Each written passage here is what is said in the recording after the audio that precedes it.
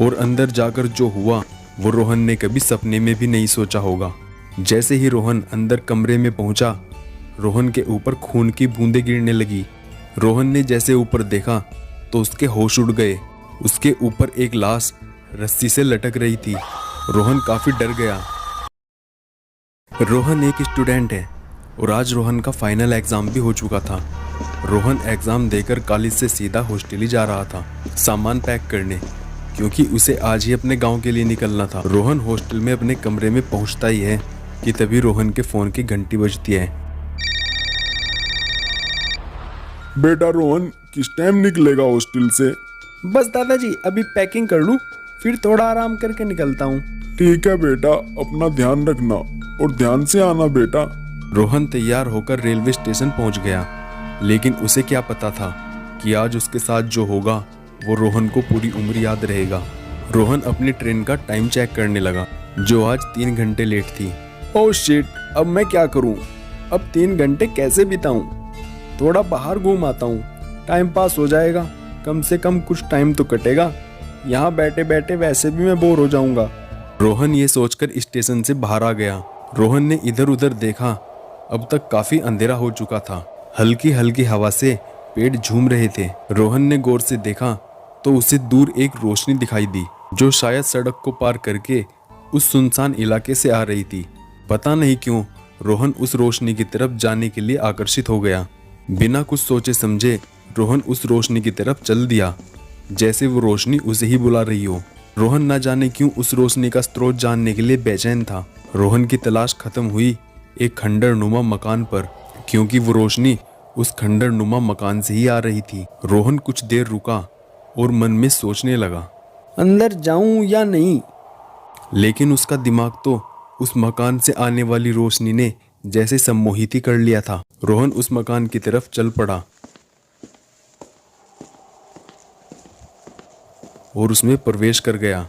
अंदर जाकर रोहन ने देखा मकान बहुत जर्जर हालत में है। चारों ओर अंधेरा और सन्नाटे ने उसे और भी भयानक बना दिया है। वो रोशनी उस मकान के अंदर एक दरवाजे के पीछे से आ रही थी। एक बार तो रोहन ने सोचा कि वापस चला जाऊं, क्यों खामखा मुसीबत मोल लेनी। लेकिन उसका इंजीनियर दिमाग उसे अंदर जाने के लिए प्रेरित कर रहा था और फिर रोहन ने उस दरवाजे को खोलने का फैसला किया। आखिर देखे तो सही, ऐसी क्या चीज है इस दरवाजे के पीछे जो इतना चमक रही है। रोहन धीरे से उस दरवाजे की तरफ बढ़ा,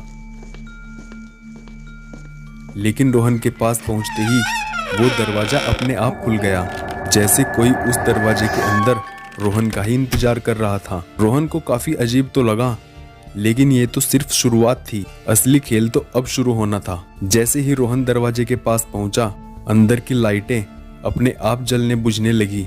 रोहन को कुछ समझ में नहीं आ रहा था, फिर भी हिम्मत करके रोहन कमरे के अंदर प्रवेश कर गया और अंदर जाकर जो हुआ वो रोहन ने कभी सपने में भी नहीं सोचा होगा। जैसे ही रोहन अंदर कमरे में पहुंचा, रोहन के ऊपर खून की बूंदें गिरने लगी। रोहन ने जैसे ऊपर देखा तो उसके होश उड़ गए। उसके ऊपर एक लाश रस्सी से लटक रही थी। रोहन काफी डर गया। अब उसे अंधेरे में चीजें थोड़ी साफ दिखने लगी थी। उसने जो देखा वो किसी के भी रोंगटे खड़े करने के लिए काफी था। रोहन ने देखा उस कमरे में चारों तरफ लाशें ही लाशें पड़ी हुई हैं।